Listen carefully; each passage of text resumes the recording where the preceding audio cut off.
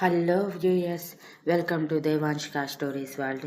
ఇప్పుడు మీరు వినబోతుంది I hate you Mrs Arnav స్టోరీలోని 20వ భాగం. ప్రయాగ్ మాటలకి బిగుసుకుపోయిన హిత కళ్ళు పెద్దవి చేసి చూస్తుంటే రాఘవరెడ్డి గారు కంగారుగా, అవునా, ఇప్పటి వరకు నేను జెండు బామ్తో మసాజ్ చేశానే, కానీ నాకు కనిపించలేదు ఏంటి అంటూ హిత దగ్గరికి వెళ్ళి నుదుటి మీద ఉన్న బ్యాండేజ్ చూస్తూ, ఏమైంది ఇక్కడ, వాడేమైనా నేను కొట్టాడా, అందుకే నువ్వు రూమ్లోనే ఉండిపోయావా, ఏమైనా జరిగితే నాతో చెప్పరా, నేను వాడికి సర్ది చెప్తాను, అంతేకాని అక్కడిలా ఇక్కడ సైలెంట్గా ఉండకు అని కోపంగా అన్నారు. రాఘవరెడ్డి గారి కోపం చూసి హిత భయంగా, లేదు తాతయ్య గారు, ఆయన నన్ను ఎందుకు కొడతారు చెప్పండి, మీకు తెలుసు కదా ఆయనకి నేనంటే ఎంత ఇష్టమో, ఆయన నన్ను అస్సలు కొట్టలేదు తాతయ్య గారు, నేను పొరపాటున మొహం కడుక్కుంటున్నప్పుడు కాలు జారి పడ్డాను, అలా పడ్డప్పుడు ఈ దెబ్బ తగిలింది అంతే తాతయ్య గారు, అనవసరంగా ప్రతిదానికి ఆయన్ని నిందించకండి అని చిరుకోపం భయం కలగలిపి చెప్పింది హిత. అంత అజాగ్రత్తగా ఎలా ఉన్నావురా అంటూ ప్రయాగ్ బాధగా దెబ్బ మీద చేయి పెట్టి నిమురుతుంటే హిత చెమ్మగిల్లిన కళ్ళతో వాళ్ళ వైపు చూస్తూ మనసులో, ఏ జన్మ బంధము, ఇలా విడిపోలేని అనుబంధంలా కలిశాము, ఇంత ప్రేమ అమ్మ దగ్గర తప్ప ఎవరి దగ్గర అందుకొని నేను ఇప్పుడు మీ దగ్గర అదే ప్రేమ అందుకుంటుంటే చెప్పలేనంత ఆనందంగా ఉంది అని అనుకుంది. తన కళ్ళల్లో కన్నీటిని చూసిన ప్రయాగ్ రాఘవరెడ్డి గారు కంగారుగా, నొప్పిగా ఉందా హిత, డాక్టర్కి ఫోన్ చేయనా అని అడిగారు. లేదు లేదు తాతయ్య గారు, ఆయన ఆల్రెడీ మొత్తం చూసి, ఇదిగో ఈ బ్యాండేజ్ వేశారు, ఇక డాక్టర్ అవసరం లేదు అని చెప్పి, పదండి బిర్యానీ తిందాం, అసలే నాకు చాలా ఆకలిగా ఉంది అని టాపిక్ డైవర్ట్ చేయటంతో ఇద్దరు హిత నుంచి బిర్యానీ మీదకి వెళ్ళి, అవునవును మర్చిపోయాం అంటూ ముగ్గురు చక్కగా బిర్యానీ ఎంజాయ్ చేస్తూ మాట్లాడుకుంటూ తినేశాక రాఘవరెడ్డి గారు ఆయన టాబ్లెట్స్ వేసుకొని రెస్ట్ తీసుకుంటానని రూమ్లోకి వెళ్ళిపోతే ప్రయాగ్కి బోర్ కొట్టి, రారాహిత, నీకు కంప్యూటర్లో గేమింగ్ ఎలా ఆడాలో నేర్పిస్తాను అని ఆఫీస్ రూమ్లో ఉన్న కంప్యూటర్ దగ్గరికి తీసుకువెళ్ళి ఆ కంప్యూటర్ ఎలా ఆన్ చేయాలి, ఎలా ఆపరేట్ చేయాలి, ఎలా గేమ్ ఓపెన్ చేయాలి, ఎలా ఆడాలి అని మొత్తం 2 గంటలు దగ్గరుండి చూపించి నేర్పించి, ఇప్పుడు నువ్వు అంటూ హిత చేత దగ్గరుండి ఆడిపించాడు. అలా ఆయన కంప్యూటర్ వాడటం నేర్చుకుంటుందని హితకి మొదటిసారి ఎక్స్పీరియన్స్ ఎంతో థ్రిల్లింగ్గా అనిపించటంతో సంతోషంగా ఆడుకుంది. అలా సాయంత్రం వరకు అక్కడే గడిపేసిన హిత సాయంత్రం ప్రయాగ్కి కాల్ రావటంతో ప్రయాగ్ పక్కకి వెళ్ళటంతోనే టైం ఎంత అయ్యింది అనుకుంటూ అక్కడే పక్కనే ఉన్న చిన్న గడియారంలో టైం చూసి, అమ్ము, అప్పుడే 5 అయిపోయిందా, నేను అసలు చూసుకోనే లేదు, సాయంత్రానికి ఏదో ఒకటి చేయాలి కదా అని హడావిడిగా పైకి లేచి కిచెన్లోకి వెళ్ళిపోయింది. ఫోన్ మాట్లాడి లోపలికి వచ్చిన ప్రయాగ్కి హిత ఎక్కడా కనిపించక ఎక్కడికి వెళ్ళింది హిత అనుకుంటూ తన కోసం బయటికి వచ్చేసరికి కిచెన్లో సౌండ్స్ వినిపించడంతో ఖచ్చితంగా అక్కడే ఉండి ఉంటుందని వెనకే వచ్చిన ప్రయాగ్కి హిత సన్నని కారం పూస తయారు చేస్తూ ఉండటం చూసి, ఏం చేస్తున్నావు హిత అని అడిగాడు. స్నాక్స్ చేస్తున్నానండి అని హిత చిరునవ్వుతో చెప్పగానే ప్రయాగ్ చిరుకోపంగా హిత తల మీద ముట్టి,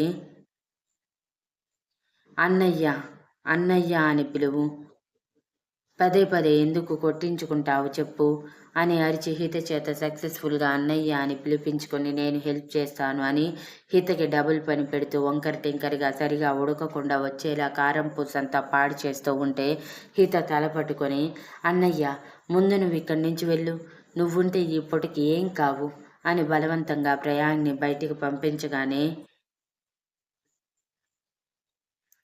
ప్రయాగ్ మూతి ముడిచి, ఈ సమాజమంతా ఇంతే, నేర్చుకునే వాళ్ళని నేర్చుకోనివ్వదు, ఇలానే బలవంతంగా గెంటేస్తుంది అని అరిచి చెప్పి సోఫాలో కూర్చుంటే హిత ప్రయాగ్ అల్లరికి నవ్వుకుంటూ ఆ పూస మొత్తం రెడీ చేశాక కాఫీ కూడా ప్రిపేర్ చేసి ప్రయాగ్ కోసం తన కోసం కాఫీ చేస్తూ తాతయ్య గారి కోసం షుగర్లెస్ కాఫీ ప్రిపేర్ చేసి బయటికి తీసుకువచ్చింది.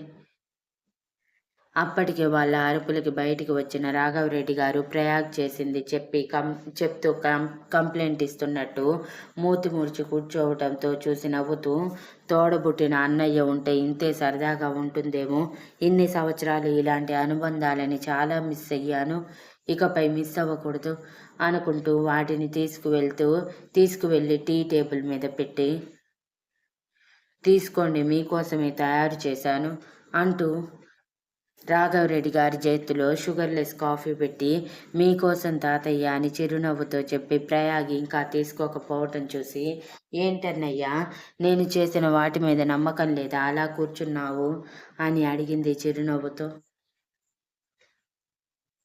నీకేంటి, నువ్వు బ్రహ్మాండంగా చేస్తావు, నేను అందుకు కాదు అలిగింది, నువ్వు నన్ను వంట చేయనివ్వలేదు, ఐ హర్ట్ అని మూతి అష్టవంకర్లు తిప్పి అన్నాడు.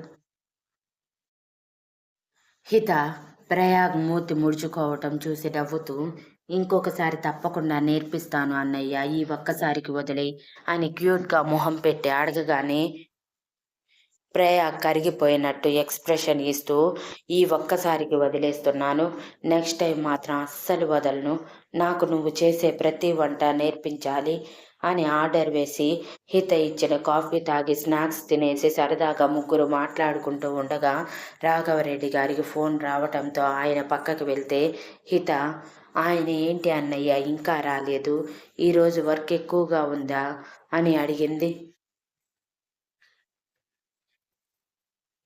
లేదురా, నేను ఫోన్ చేశాను కానీ రావటానికి లేట్ అవుతుంది, ఇంపార్టెంట్ మీటింగ్ ఉందని చెప్పాడు, నాకైతే తెలియదు, వాడి గురించి ఎందుకు, వదిలే, వాడికి ఎప్పుడు పని తప్ప మరో లోకం తెలియదు, పెళ్ళయ్యాక కూడా పెళ్ళాన్ని పట్టించుకోవటం తెలియదు, నేను వాడికి అన్నీ నిదానంగా నేర్పిస్తాలే అని భరోసా ఇచ్చాడు.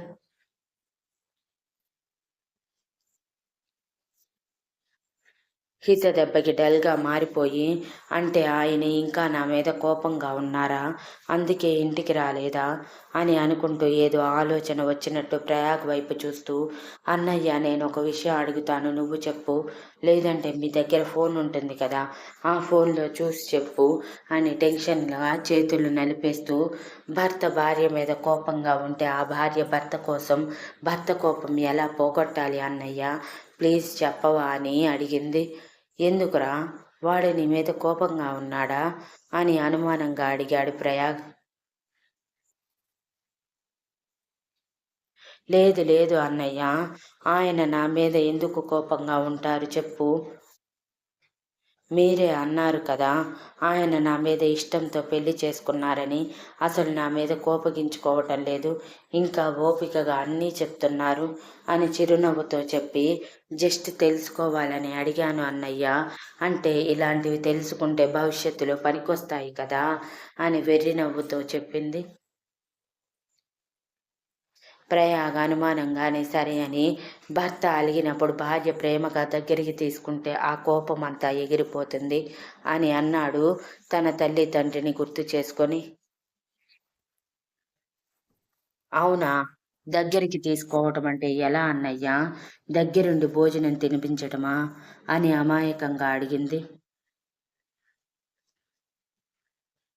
దెబ్బకి ప్రయాగ్ కళ్ళు తేలేసి మనసులో, మా బావకి నా చెల్లితో వేగటం కష్టమే, ఇంత చిన్న విషయం కూడా తెలియకుండా ఎలా ఉంది అనుకుంటూ చెప్పలేక ఇబ్బంది పడుతూ, అంతే చెల్లెమ్మ, ఇది నేను చెప్పకూడదు, నీ అంతట నువ్వు తెలుసుకోవాలి, ఐ మీన్ భర్తని దగ్గరికి తీసుకోవడం అంటే ఒక భార్య భర్త ఎంత అన్యోన్యంగా ఉంటారో అంత అన్యోన్యంగా ఉండాలి, భర్త కోపంతో దగ్గరికి రాకపోయినా భార్య దగ్గరికి వెళ్ళాలి అని అనగానే హితకి తన ఊరిలో భార్యాభర్తలు ఎంత అన్యోన్యంగా ఉంటారో గుర్తు చేసుకుని, ఓ అవునా, అలాగే అన్నయ్య, నువ్వు చెప్పినట్టే చేస్తాను అని హుషారుగా అనుకుంటూ రూంలోకి వెళ్ళి, ఇప్పుడు నేను భర్తకి నచ్చేటట్టు రెడీ అవ్వాలి, అప్పుడైతే ఆయన నన్ను చూడగానే కోపం పోగొట్టుకుంటారు, అవును, మొన్న కూడా నేను చీర కట్టుకున్నప్పుడు చాలా బాగున్నావు అంటూ నా వైపు ప్రేమగా చూశారు, అలా రెడీ అయితే ఆయనకి నచ్చుతుంది కదా, అప్పుడైతే మాట్లాడుతారు కదా అనుకుంటూ హుషారుగా రెడీ అవ్వటానికి వెళ్ళిపోతే, ప్రయాగ అనుమానంగా, ఇద్దరి మధ్య ఏదో జరిగినట్టు ఉంది. వీడికి ఊరికూరికే కోపం వస్తుంది. ఈ పిల్లేమో అమాయకురాలు.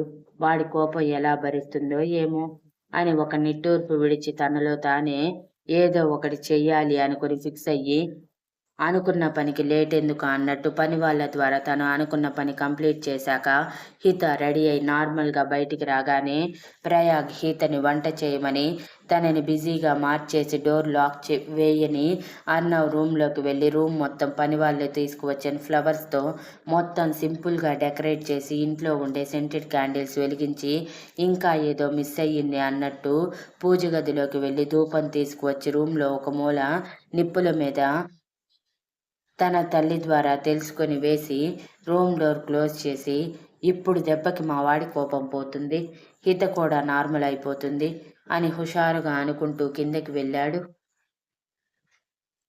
అలా హిత డిన్నర్ ప్రిపేర్ చేసి అవన్నీ డైనింగ్ టేబుల్ మీద సర్దుతున్న సమయంలోనే అర్ణవ్ రావటం, హిత కోసం పట్టించుకోకుండా డైరెక్ట్గా రూమ్కి వెళ్ళిపోవటం జరిగింది. హిత కూడా డైనింగ్ టేబుల్ దగ్గర ఉండటంతో అర్ణవ్ని గమనించలేదు. కానీ హాల్లోనే పేపర్ తిరిగేస్తూ ఉన్న ప్రయాగ్ మాత్రం అర్ణవ్ని చూసి రూమ్ చూసి ఇప్పుడు ఎలా రియాక్ట్ అవుతాడో అని టెన్షన్గా అర్ణవ్ వెళ్ళిన వైపే చూస్తూ ఉన్నాడు.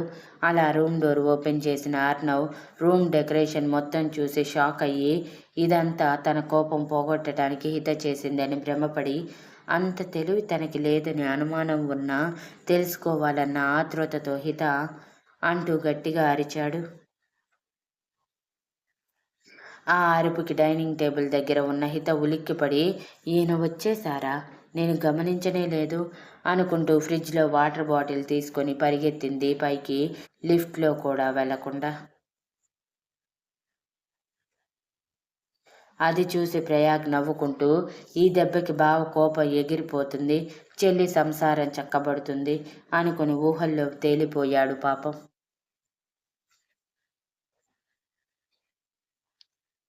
పైకి వెళ్ళిన హిత హడావిడిగా అర్ణవ్ ఎదురుగా నిలబడి వాటర్ తాగండి అంటూ చిరునవ్వుతో బాటిల్ ఎదురుగా పెట్టగానే అర్ణవ్ హితని ఆ బాటిల్ని మార్చి మార్చి చూస్తూ, ఏం చేశావు నువ్వు అని సీరియస్గా అడిగాడు. ఆ వాయిస్లోని బేస్కి భయపడిన హిత, నేను ఏం చేశానండి, నేనేం చేయలేదండి, మీరు చెప్పాక అసలు కనీసం ఏ ఫోన్ వచ్చినా కూడా లిఫ్ట్ చేయటం లేదండి, నిజంగా అండి, ప్రామిస్, కావాలంటే అన్నయ్యని తాతయ్య గారిని అడగండి చెప్తారు అని బెదురు కళ్ళతో అంది.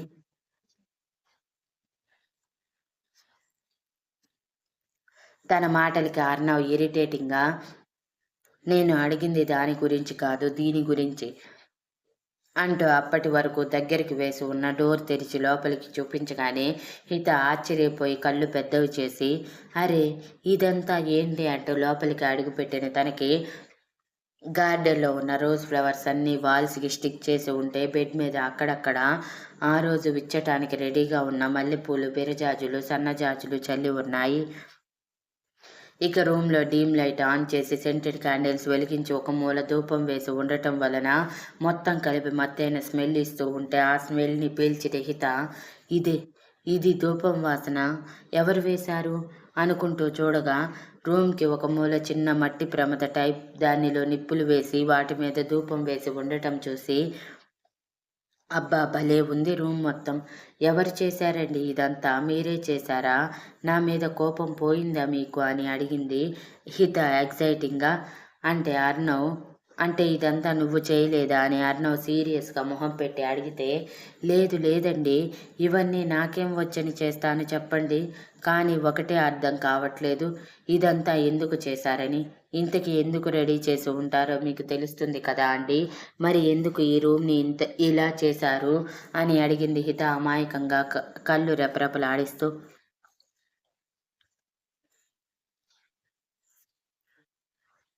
అవును, నేను చెప్తే నీకు అన్నీ అర్థమవుతాయి కదా, మర్చిపోయాను, అందుకే ఇప్పుడు డీటెయిల్గా మొత్తం చెప్తాను, నువ్వు జాగ్రత్తగా అర్థం చేసుకో అంటూ లోపలికి అడుగుపెట్టి డోర్ క్లోజ్ చేసి ల్యాప్టాప్ బాగ్ పక్కన విసిరేసి తన కోట్ కూడా తీసి పక్కకి వేయగానే హిత కళ్ళు పెద్దవి చేసి అర్నవ్ వైపే చూస్తూ ఉంటే అర్నవ్ సైడ్ స్మైల్తో తన షర్ట్ బటన్స్ ఒక్కొక్కటి తీస్తూ ఒక్కో అడుగు హిత వైపు వేశాడు. అది చూసి హిత భయంతో గుటకలు మింగుతూ ఏం ఏం చేస్తున్నారండి మీరు? షర్ట్ ఎందుకు తీస్తున్నారు అని అడిగింది వణుకుతున్న గొంతుతో. చెప్పాను కదా ఈ రూమ్ ఎందుకు ఇలా ఉందో చెప్తానని. అది ప్రాక్టికల్గా చెప్పాలని ఫిక్స్ అయ్యాను. సో సైలెంట్గా ఉండు అంటూ షర్ట్ కూడా తీసి పక్కన వేయగానే అర్నవ్ స్ట్రాంగ్ మజిల్స్ వీ షేప్లో ఉన్న సిక్స్ ప్యాక్ బాడీ చూడగానే ఏ అమ్మాయికైనా నచ్చేలా హాట్గా కనిపిస్తూ తేనె కళ్ళతో ఎవరినైనా ఇట్టే మాయలో పడేసేలా కనిపించగానే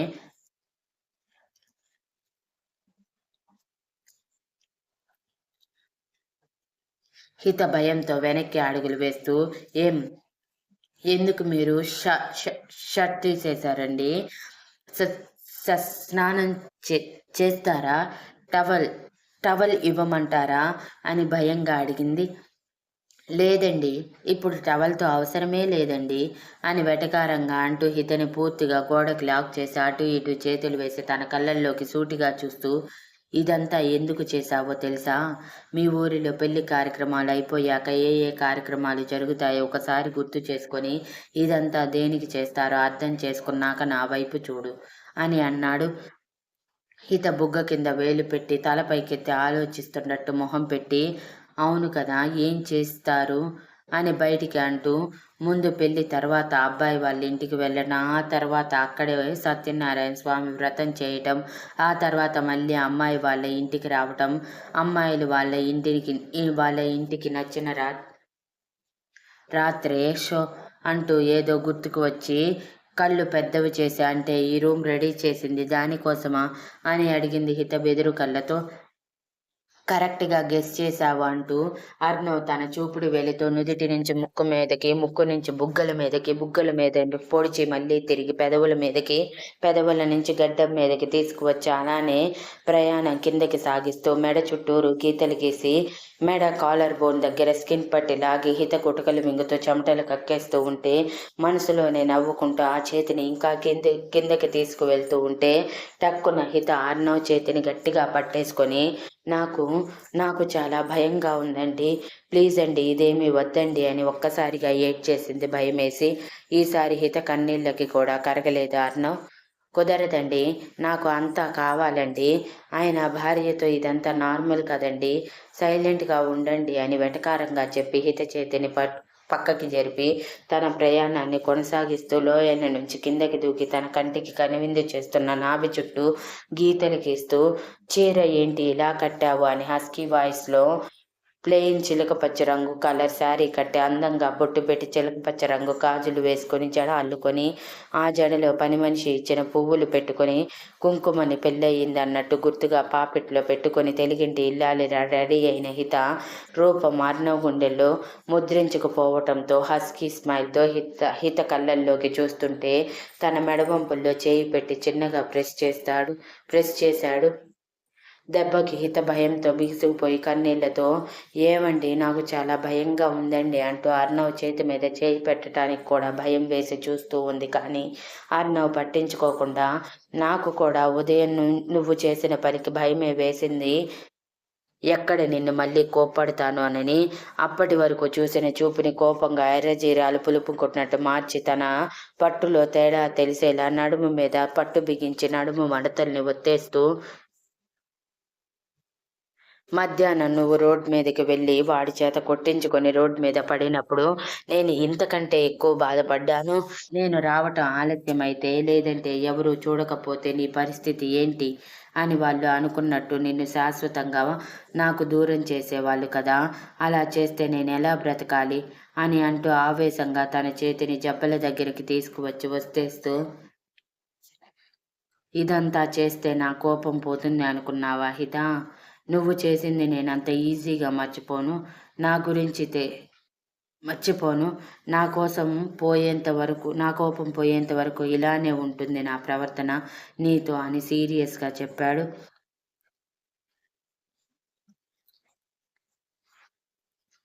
అప్పటి వరకు ఆ కళ్ళల్లో ప్రేమని కోరికని మాత్రమే చూసిన హిత సడన్గా ఆవేశాన్ని కోపాన్ని చూసి బెదిరిపోయి గట్టిగా ఏడ్చేస్తూ నన్ను క్షమించండి, మీ కాళ్ళు పట్టుకుంటాను అని కాళ్ళ మీద పడిపోబోయింది. కానీ అర్నవ్ వెంటనే వెనక్కి జరిగి హితని తన కాళ్ళు పట్టుకునే అవకాశం ఇవ్వకుండా, ఓవర్ యాక్షన్ చేయకు, నాకు నచ్చదు, నోరు మూసుకుని నీ పని నువ్వు చూసుకోపో అంటూ టవల్ భుజాన వేసుకుని వాష్రూంలోకి వెళ్తుంటే హిత ఏడుస్తూ ఒక్కసారిగా అర్నవ్ని వెనక నుంచి హత్తుకొని, అయితే నన్ను మీకు ఇచ్చేస్తాను, అప్పుడైనా మీ కోపం పోతుందా?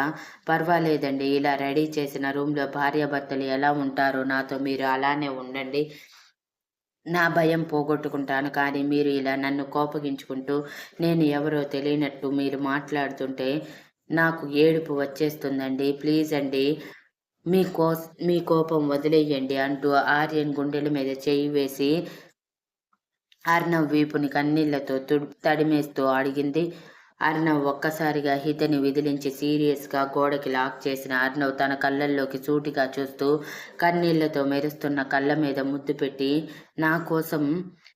నా కోపం ఇంకా పోలేదు అని బేస్ వాయిస్లో చెప్పి తన పెదవులు అలానే కిందకి తీసుకువస్తూ ఎర్రగా మారిపోయిన ముక్కు మీద ముత్యమంత ముద్దు పెట్టి బుగ్గల మీద కనిపిస్తున్న కన్నీటి చేరకలని తన పెదవులతో తుడిచి ఏడవటం వలన వణుకుతున్న హిత పెదవుల మీద తన పెదవులు నిలిపాడు. దెబ్బకి హిత కళ్ళు పెద్దవైతే అర్నవ్ వెంటనే వెనక్కి జరిగి, చూసావా, జస్ట్ ముద్దు వరకు వస్తేనే బిగుసుకుపోతున్నావు, అటువంటిది ఇప్పటికిప్పుడు నాలో నువ్వు కలవగలవని అనుకుంటున్నావా? నా కోపం పోగొట్టడానికి ఇది కాదు మార్గం. హిత, ఆలోచించు, బాగా ఆలోచించు, నా కోపం ఎలా పోగొట్టాలని. కానీ ఇలాంటివి చేసి ఇంకా నీ మనసు మీద నీ మీద నాకు కోపం రప్పించుకో అని ఈసారి 2 బుగ్గలు ఒత్తిపట్టి మరోసారి పెదవుల మీద దాడి చేశాడు. ఈసారి బిగిసిపోయిన హిత 2 నిమిషాలకే తేరుకుని అర్నవ్ పెట్టే ముద్దు మాయలో తనకి తెలియకుండానే అర్నవ్ మెడ చుట్టూ చేతులు వేసి కాళ్ళు పైకి వేసి నిలబడింది. తన సహకారం అందటంతో అర్నవ్ చేతులు హిత నడుముని చుట్టేసి తనని పైకి లేపి పట్టుకుని ముద్దులోని గాఢతని పెంచి అలానే వాష్రూంలోకి తీసుకువెళ్ళి షవర్ కింద నించోబెట్టి పెదవులు వదిలేశాక షవర్ ఆన్ చేశాడు. సడన్ గా మీద పడిన నీళ్ళకి హిత ఉలిక్కిపడి కళ్ళు తెరిస్తే అర్నవ్ అదేమీ పట్టించుకున్నట్టు తన జుట్టు విదిలిస్తూ స్నానం చేయించని చెప్పి అక్కడే ఉన్న చిన్న స్టీల్ మీద కూర్చోగానే హిత భయంగా అర్నవ్ చెప్పింది చేయకపోతే ఇంకా కోపం వస్తుందేమోనని అర్నవ్ చెప్పినట్టు స్నానం చేయించడానికి బాతింగ్ సోప్ తీసుకుంది. Next update promo. డిన్నర్ చేస్తూ అర్నవ్ హితలని గమనిస్తూ ఉన్న ప్రయాగ్ ఎందుకో తేడాగా అనిపించి డిన్నర్ చేశాక అర్నవ్ చేతిని పట్టుకుని ఆఫీస్ రూమ్లోకి లాక్కెళ్ళి, ఏంటి బావా చాలా సీరియస్గా ఉన్నావు, మా చెల్లి మీద కోపంగా ఉన్నట్టున్నావు, నీ రూమ్ చూసి తర్వాత కూడా నీ కోపం పోలేదా, ఎందుకని అని అడిగాడు. Thank you for listening and please like, share, comment and subscribe.